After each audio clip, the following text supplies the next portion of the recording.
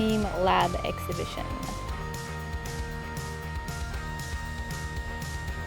Japanese perfectionism at its best. Look at them hedges, yo. Women be so jealous. We are at the Tenshin Memorial Museum of Art in Ibaraki, Japan, to see the KENPOKU Art 2016 special exhibition by teamLab called The Infinity of Flowers Inside Small Things. So I'm at the entrance right now in front of this beautiful little pond thing. Flowers in bloom in an infinite universe inside a teacup. So it says, if it focuses, make tea and flowers bloom inside the teacup. The flowers bud, grow and blossom before their petals begin to wither and eventually fade away. For as long as there is tea in the teacup, the cycle of growth and decay repeats itself perpetuity. When a teacup is placed on a table and left stationary, flowers begin to bloom. Move the teacup or pick it up and all the flowers lose their petals simultaneously. Drink the tea and the artwork disappears along with the tea. Over a seasonal year, the flowers of that month and location bloom. Neither a pre-recorded animation nor on loop, the work is rendered in real time by a computer program. The interaction between the viewer and the installation causes continuous change in the artwork. Previous visual states can never be replicated and will never reoccur.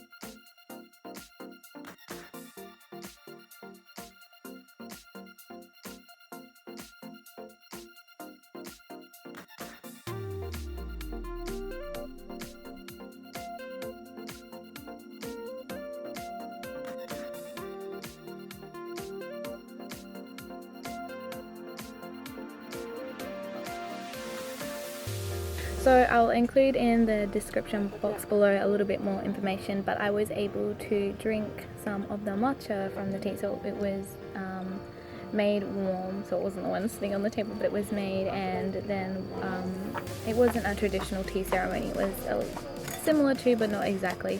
So the tea was made and then presented, and one of the ladies then served it to me, and I was able to drink from it. And no matter where I moved the cup, the flower would then blossom in between me holding it and wherever I placed it. So I could be holding it and the flower would then bloom in the cup, and then when I would move it, it would wilt. And it kept doing that until I drank all of the tea and there was no tea left, and the senses sensed that, and therefore the exhibition of that was over.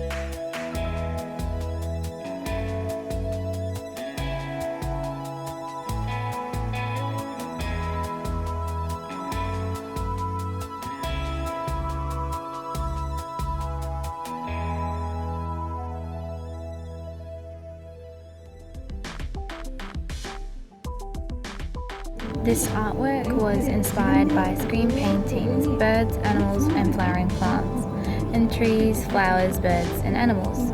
It was created in a virtual 3D space in which 3D animals move, and the space is then covered using the logic structure of spatial recognition that teamLab calls ultra-subjective space. In order to utilize the optical phenomenon of visual color mixing, the color in the 3D space is split by color pattern of the squares. For example, if the pattern of a square is colored red and blue in the three-dimensional space, it corresponds to purple. The squares of the screen are fixed while the space continues to move, and thus the color inside the squares is on a different time axis to the space. Seen as a whole and from a distance, brilliantly shining color visual mixing occurs, and the world of plants and animals of the space will move at a slow time axis. When viewed up close, the colors divided by the finely drawn patterns of each square will change on a rapid time axis. The two time axes coexist in this work to create a new visual effect. Parts of the image squares of the artwork are pixelated and filled in with the most frequent color in the squares. As the animals move in the space, they leave behind frozen pixels. This results in a new form of visual expression. Also, the 3D animals that are moving in the 3D space are expressed in the fixed squares as abstract 3D pixel cubes, creating an additional layer to this visual form of expression. As a new capital city is being built, various people make appearances and their stories unfold in parallel in this picture scroll. The landscape of the city under construction is created on a computer in 3 dimensions in a 3-dimensional space. The work comes to life as our viewpoint travels around the landscape. The lines of the work are expressed as kirigane, an artistic technique which consists of cutting gold or silver leaf into fine lines and adhering them to the surface. In the interactive work, Flutter of Butterflies Beyond Borders, the patterns on the butterflies' wings transform as they fly through space. As the work progresses, the butterflies fly seamlessly into nearby installations, dissolving the concept of the artwork's frame and eliminating the boundaries between the works. This process ultimately creates an all-encompassing and interactive installation. The flight pattern of the butterflies in Flutter of Butterflies Beyond Borders is influenced by the state of other works, as well as the behavior of the viewers. The butterflies gather in places where the flowers bloom in the other works, and if the viewers touches the butterfly, it loses its life. The artwork is created in real time by a computer program. The images are not pre-recorded or played back. The entire work continuously changes and the same state will never be repeated. This artwork is in continuous change over a period of 1 hour. A seasonal year of flowers blossoms and scatters. Flowers are born, grow and blossom in profusion before the petals scatter and the flowers wither and fade away. The cycle of birth and death repeats itself, continuing for eternity. The entire work continues to change and the same state will never be repeated again. While the artwork is from an edition of 6 plus 2 APs, each work has its own life, producing different flowers, thus making it effectively as a unique piece of work. The artwork is created in 2 versions, one with a whole year per hour dark and another with a whole year per year dark. Nature brings us both blessings and disaster, and with the progress of civilization there are benefits and negative implications. Nature and civilization are continuous and connected. There is no absolute evil or true beauty. There is no easy way to understand, no simple way to arrange our feelings and our sensitivity. We must face every situation as it comes, to not despair, to face forward and to go on with life.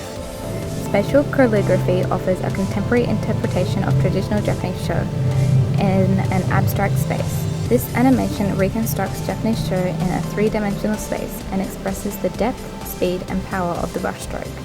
Is it possible that ancient Japanese conceived and saw the world in a different way to that which we do now? In that way of seeing and understanding the world, was there a different logic to the perception of space than that of the Western perspective? This is an artwork that explores Japanese spatial awareness. It still exists in 3 dimensions, in a 3-dimensional space that we call ultra-subjective space.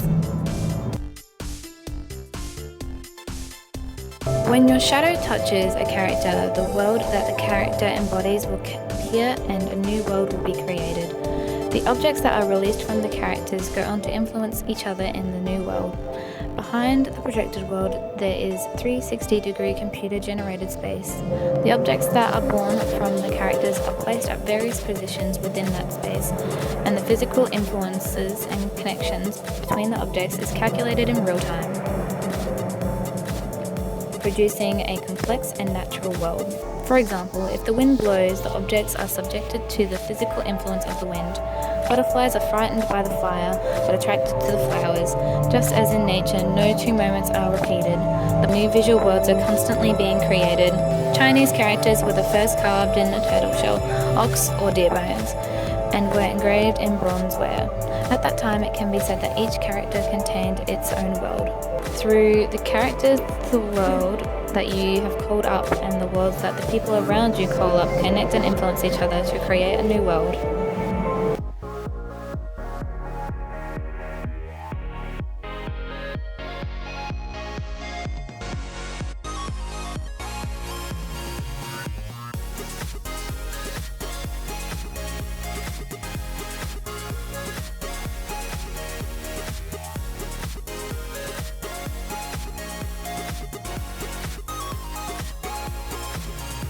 Photography with the virtual reality, and so I probably look like an absolute idiot just like swiping around, but when you put on the virtual reality mask you see clouds, like it's kind of like a circular world, and you'll see like a moon at the top, and then there's like coloured crayfish swimming around, and there were 3 other stations apart from mine, and whatever the person draws in that world, it will project in the vision. So not only were you drawing, but you could see other people drawing other things as well, and that was really beautiful just to watch other people, like little doodles like pop up on the screen, and it's like it's not just flat, it's got shape, and it was actually really beautiful to see, and I wish I could show you guys, but unfortunately you can only see it if you go there, so you have to come here to see it.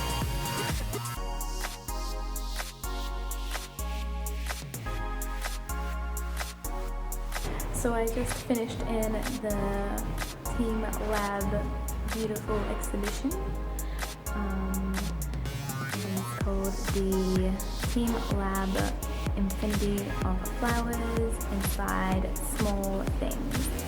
So if you guys have time to come up to Ibaraki, please definitely check it out. It's absolutely gorgeous and beautiful, and it was totally breathtaking. I enjoyed it very much, and I hope you enjoy the rest of the video that's to come. We're going to be looking around Ibaraki and around the rest of the thing, but only in this exhibition here can you film.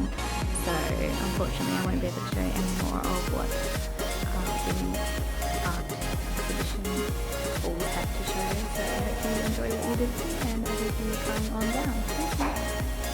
I really enjoyed it. It was really lovely, so I definitely recommend, if you're able to rent a car or travel up to Ibaraki, you definitely should. It's absolutely beautiful around here and lovely, and you'll be at the beach, which is really nice, and the people here are really kind, and it's a really beautiful exhibition by teamLab, so I hope you guys come and see it for yourselves. So I'm going to enjoy my coffee now while my friend stares at me funny because I've been talking to the camera and camera. So pretty. It's the beach, it's the beach!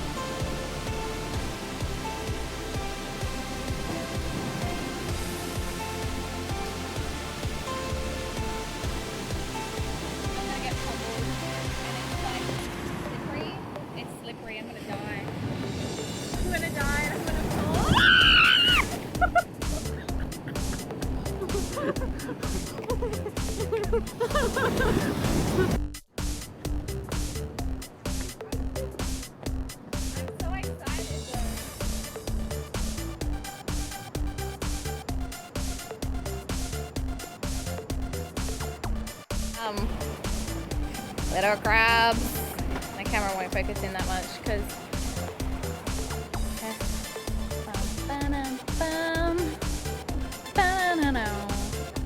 at them. Oh my goodness. There's more. Look at them. Oh my goodness.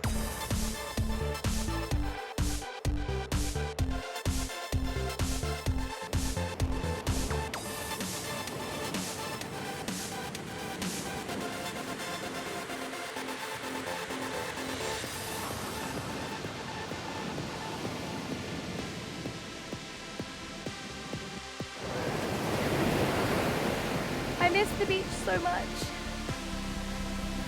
Back in Australia, me and my mum, we'd always go walking on the beach together, and I never realized how much I missed it until I wasn't there. And I haven't been to the beach for about 5 months, so I'm walking backwards, that's really scary. So yeah, I miss the beach. It's beautiful here. It's really lovely. Nice. And beautiful.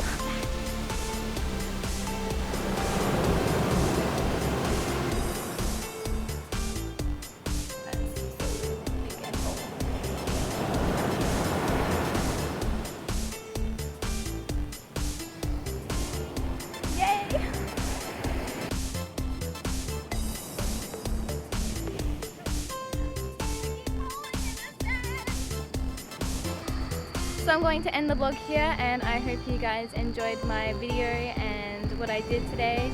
I'll put, as I've said before, all the information in the description box below if you want any more details on what I did.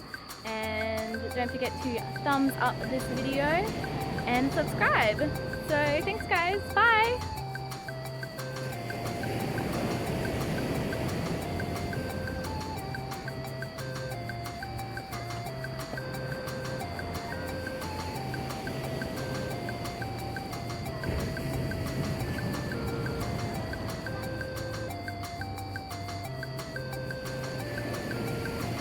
I'm actually gonna fall. You know how high up this is? Like if you fall on those weird little jigsaw looking things. Like it's some sick Tetris happening. My body's gonna be like crumpled up on it.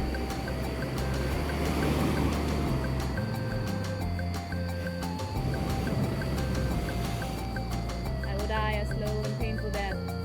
I'm gonna...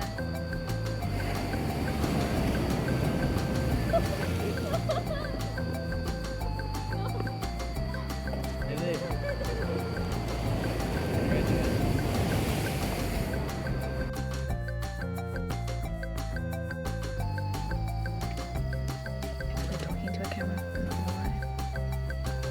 Just with people staring at me.